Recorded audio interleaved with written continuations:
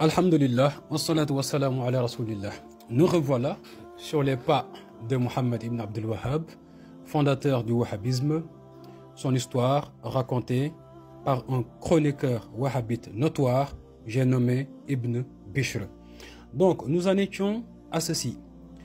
Ibn Bishr nous raconte que Mohammed ibn Abdul Wahhab est revenu de son périple furtif à la recherche de science, qu'il est retourné dans un village nommé Huraymala, où il a fini par être en totale opposition à contredire à tout va son père et les habitants de ce village.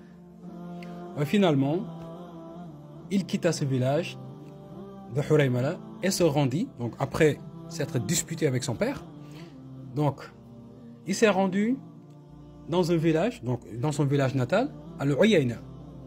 À l'Uyayna, il y trouva le chef de ce village, Uthman ibn Ma'mar, qui l'a convaincu de l'accompagner dans son action en lui promettant, donc Ibn Bishr nous dit que Mohammed ibn Abdul Wahhab a promis à Uthman ibn Ma'mar de devenir le chef de Najd, donc le chef du Najd et de toute la contrée en fait, de devenir leur chef, le roi en fait. Voilà, donc il lui a promis la royauté. Donc ainsi, Uthman ibn Ma'mar a accepté d'accompagner Mohammed ibn Abdul Wahhab dans son appel. Alors, quels sont les actes qu'ils ont posés? Est-ce l'enseignement? Non. Est-ce, je veux dire, le commentaire du Coran, donc l'exégèse? Non. L'enseignement du fiqh, la jurisprudence, les hadiths? Non. Voici ce qu'ils ont fait. Donc ils se sont mis à couper des arbres. Oui. Donc disons que c'est le tawhid. Donc ce que je dis là en fait, je ne fais que lire ce qui se trouve dans les chroniques de Ibn Bishr. Donc il dit qu'ils se sont mis à couper des arbres, à casser des tombes, jusqu'à arriver en fait à la tombe d'un grand compagnon du prophète Mohammed nommé Zayd ibn al-Khattab, grand frère du deuxième calife de l'islam, Omar ibn al-Khattab. Donc, lorsque Ibn Bishr nous dit qu'un jour, Mohammed ibn Abdul Wahhab et Uthman ibn Ma'mar sortirent, accompagnés de 600 personnes, pour aller casser des tombes, pour aller couper des arbres, disant que c'est le tawhid. Il nous dit qu'arrivé à la tombe de Zayd ibn al-Khattab, les suiveurs de Mohammed ibn Abdul Wahhab furent stoppés net par, si vous voulez, le respect que dégageait cette tombe, hein, parce que l'homme qui est enterré est un compagnon du prophète Mohammed, donc un des musulmans de la première heure. Il s'était même converti avant son frère Omar ibn al-Khattab. Donc, et que Mohammed ibn Abdul Wahhab, de ses propres mains, il cassa la tombe de Zayd ibn al-Khattab. Et de là, son affaire, en fait, se propagea. Et oui, il fut encore plus connu parce que justement, comme disent les jeunes, lorsque tu fais une dinguerie, bah oui, ça devient viral. Ça devient viral. Et oui. Donc, c'est ce qui s'est passé avec le cas de Mohammed ibn Abdul Wahhab. Et que par la suite, après qu'il ait cassé la tombe de ce grand compagnon, une femme lui est venue et qu'elle lui a avoué avoir fait l'adultère, donc avoir commis l'adultère. Et que Mohammed ibn Abdul Wahhab ordonna que cette femme soit lapidée. Et lorsqu'elle fut lapidée, Ibn Bishr nous dit que son affaire s'agrandit encore plus. Et oui, donc c'est encore devenu plus viral, comme dirait-on aujourd'hui, s'il s'agissait des réseaux sociaux. Donc, et que son pouvoir s'agrandit également, parce qu'il a lapidé une femme et qu'il a cassé la tombe de Zayd ibn al-Khattab. Voici ce que nous raconte Ibn Bishr, chroniqueur wahhabite connu et reconnu. Par la suite, Ibn Bishr nous dit que lorsque Mohammed ibn Abdul Wahhab continuait ainsi, le chef de toute la contrée dont dépend Uyayna a été mis au courant. Donc, que cet homme a été mis au courant et qu'il ordonna à Uthman ibn Ma'mar de chasser Mohammed ibn Abdul Wahhab.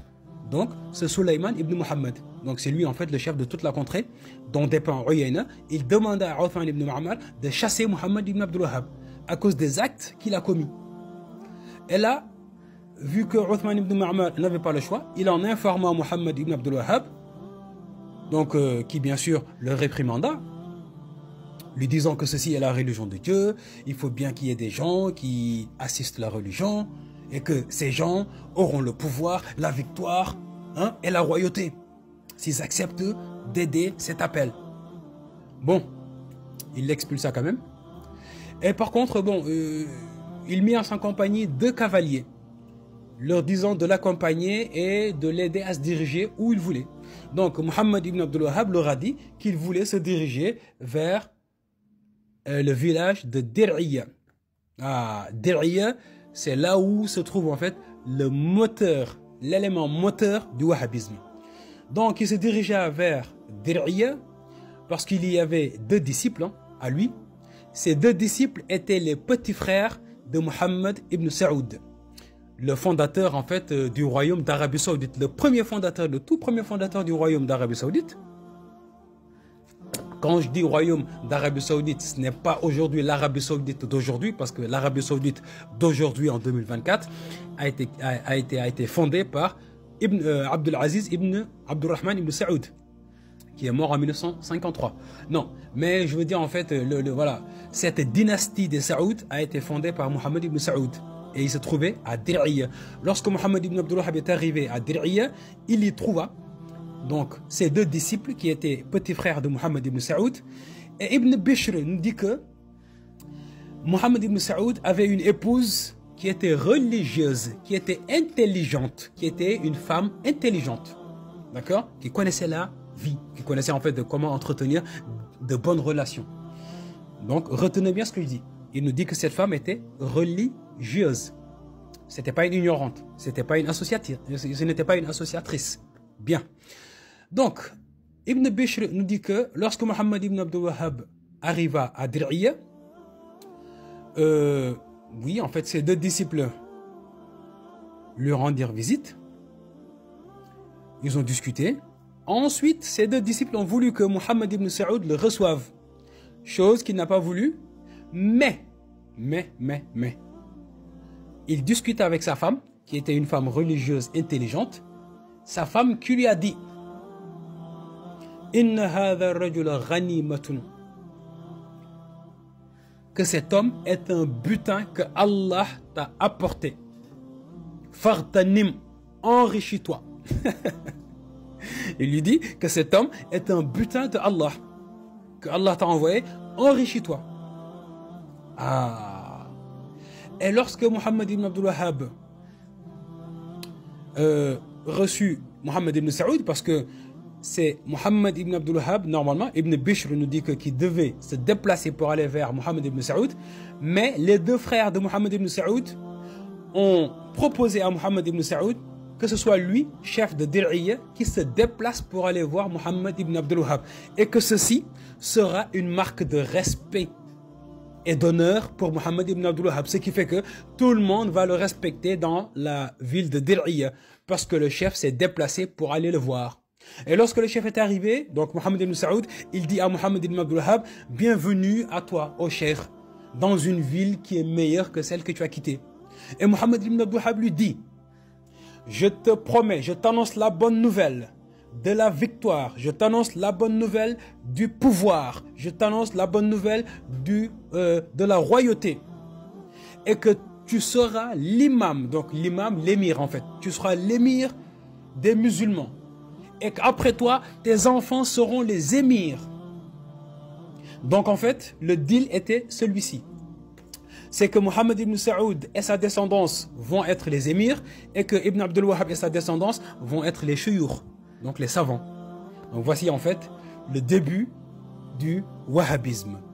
Quand je dis le début, c'est l'élément moteur. Assalamu alaikum.